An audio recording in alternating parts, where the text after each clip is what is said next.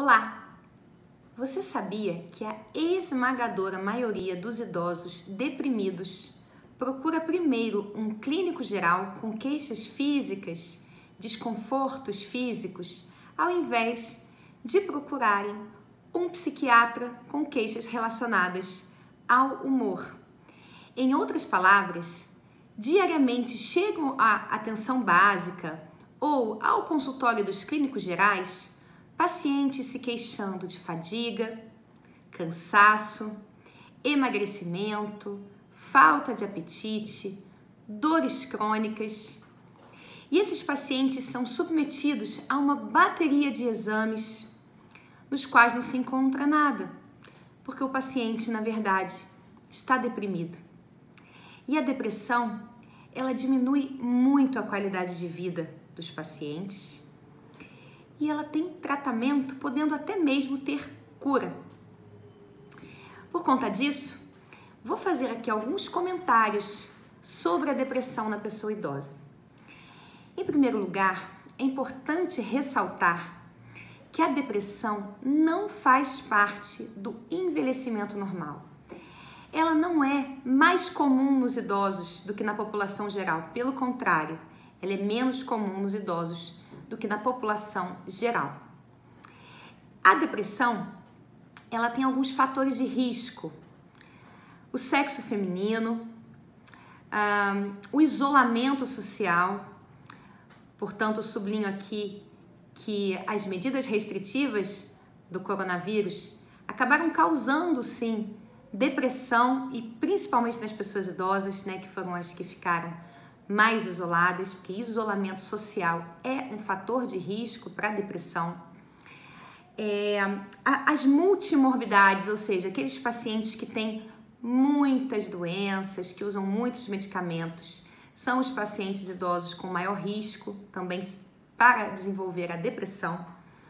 Dor crônica maltratada é um fator de risco para a depressão. Eu gostaria de destacar como um fator de risco independente a insônia, os distúrbios do sono. Ela não só é um fator de risco para a depressão, como se ela não for adequadamente tratada, se a insônia não for adequadamente tratada, também a depressão acaba persistindo. É importante também diferenciar depressão de luto ou tristeza, que são reações normais e que não precisam ser medicadas. Muitas vezes, devido às perdas que acontecem ao longo do ciclo da vida do indivíduo, o paciente vem apresentar tristeza ou luto. Que tipo de perda?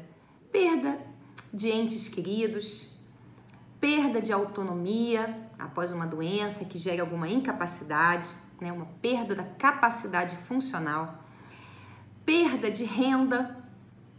A aposentadoria muitas vezes causa isso, a pessoa perde a renda, perde o papel social, fica triste. Agora, claro que se essa tristeza persistir, pode e deve ser avaliada, porque pode ser sim um quadro depressivo. Perda do domicílio, quando a pessoa muda de domicílio também, é uma situação que muitas vezes gera tristeza e que no longo prazo pode vir a se tornar uma depressão e precisa ser avaliada, certo? Então, o que eu gostaria de destacar aqui nesse vídeo? Que depressão, ela tem tratamento, psicoterapia, exercícios físicos, medicamentos, né? É uma situação grave que leva à perda de autonomia, que leva a uma série de desfechos negativos para a vida do indivíduo e que precisa ser avaliada com um médico que tenha o treinamento para detectar as doenças físicas, porque muitas vezes ela se apresenta com algumas queixas físicas e por trás está o distúrbio do humor, e que também pode e deve tratar a depressão. Portanto, se você tem desânimo, falta de interesse, falta de prazer com a vida, tristeza prolongada,